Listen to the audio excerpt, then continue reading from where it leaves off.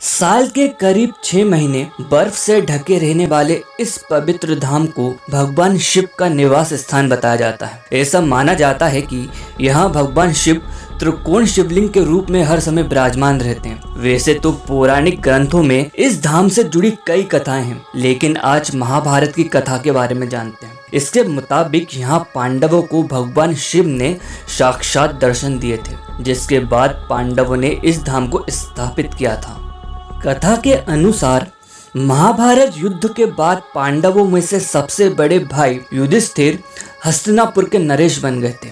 इसके बाद करीब 4 दशकों तक युधिष्ठिर ने हस्तिनापुर पर राज किया था। इसी बीच एक बार पांचों पांडव भगवान श्री कृष्ण के साथ बैठकर महाभारत युद्ध की समीक्षा करने लगे थे। तभी पांडवों ने श्री कृष्ण से कहा, हे श्री कृष्ण, हम सभी भाइयों पर ब्रह्म हत्या के साथ साथ अपने भाई बंदियों की हत्या का भी कलंक है, इसे कैसे दूर करें। तब श्री कृष्ण ने कहा कि ये सच है कि युद्ध में भले ही तुम्हारी जीत हुई है, लेकिन तुम लोगों ने अपने गुरुओं के साथ अपने भाई बंधुओं को मारने का पाप भी करा है। इसके कारण तुम्हें मुक्ति मिलना असंभव है। ऐसे में सिर्फ महादेव ही इन पापों से मुक्ति दिला सकते हैं, लिहाजा महादेव की शरण में जाओ। इसके बाद श्री कृष्ण द्वारका लौट गए। इसके बाद पांडव पापों से मुक्ति के लिए चिंतित रहने लगे। एक दिन पांडवों को पता चला कि वासुदेव ने अपनी देह त्याग कर दी है और वो अपने परम धाम लौट गए हैं। इसके बाद पांडवों को भी पृथ्वी पर रहना उचित नहीं लगा।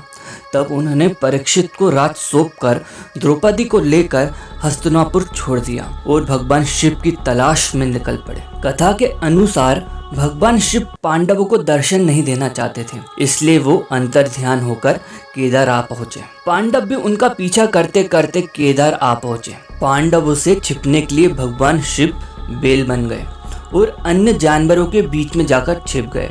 भीम ने इस बात को भांप लिया और विशालकाय रूप में आ गए और 2 पहाड़ों के बीच में अपने दोनों पैर रख दिए।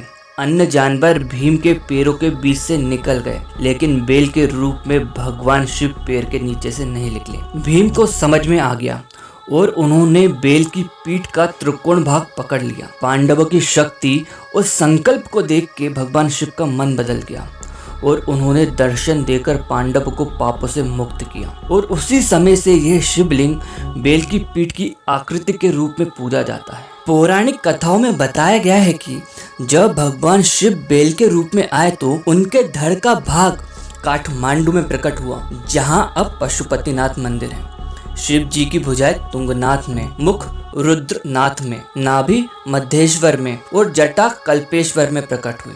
इन 4 स्थानों के साथ केदारनाथ धाम को मिलाकर पंच केदार के रूप में जाना जाता है। अगर आपको आज की जानकारी अच्छी लगी है तो मेरे चैनल को लाइक, सब्सक्राइब और शेयर जरूर करें। हर हर महादेव।